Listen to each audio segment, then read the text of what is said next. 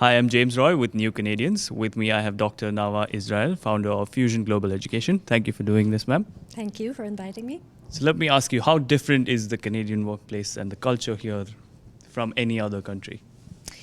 Well, every country is different from every other country. True. And so Canada is obviously different from most other countries, even from the US, even though we are neighbors. And there are many, many differences. And the biggest problem is that cultural differences are invisible.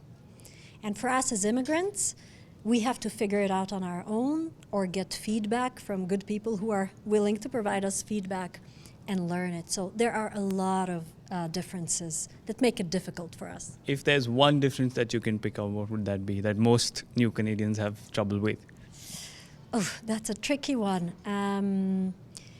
I would say that the biggest one that has also a lot of implications on a lot of the things that we do, the things that we don't say, the things that the way that we behave, is the difference between hierarchical cultures where people are sort of on a ladder, one on top of the other or below the other, versus a culture that is equality driven, which is more like Canada, where people are different but equal.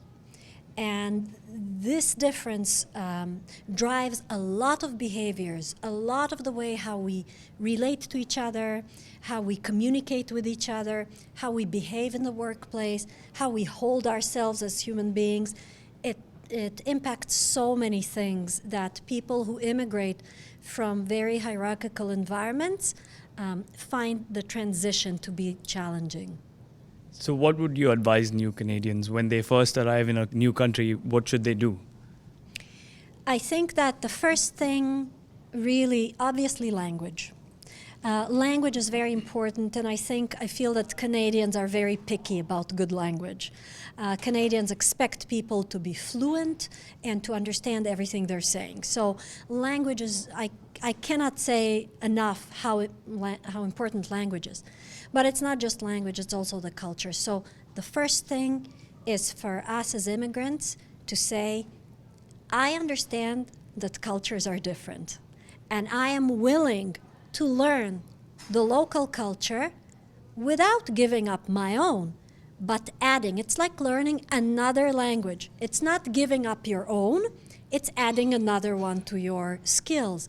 So learning the rules of the game here, the willingness to learn, the willingness to behave maybe differently than what you used to, is the most important thing. Have you found that, say, second-generation immigrants who are here, they lose touch with their own culture and they get completely immersed into the Canadian culture? I feel that the second generation is living with one foot on each side, most. And actually it's a strength. Sorry. It's also a challenge for children of immigrants who grow up with one set of rules in the house and another set of rules outside their house. But the smart ones learn to speak both languages, so to speak this cultural language when they're with this culture, and to speak that cultural language when they're with that culture. So I actually think that the children who grow up here, the children of immigrants, become wealthier in the way that they can communicate with the world than people who always grew up in one culture. I don't think they are losing, I think they're gaining. Any last words of advice for new Canadians? Don't give up. Don't give up. This is a wonderful place to live in. I'm also an immigrant, and I had my own struggles and my own voyage of adaptation, but it is so worth it. And it just takes time and strength, but at the end, it is so worth it for us and for our children. Don't give up. That was Dr. Nava Israel, the founder of Fusion Global Education. I'm James Roy with New Canadians.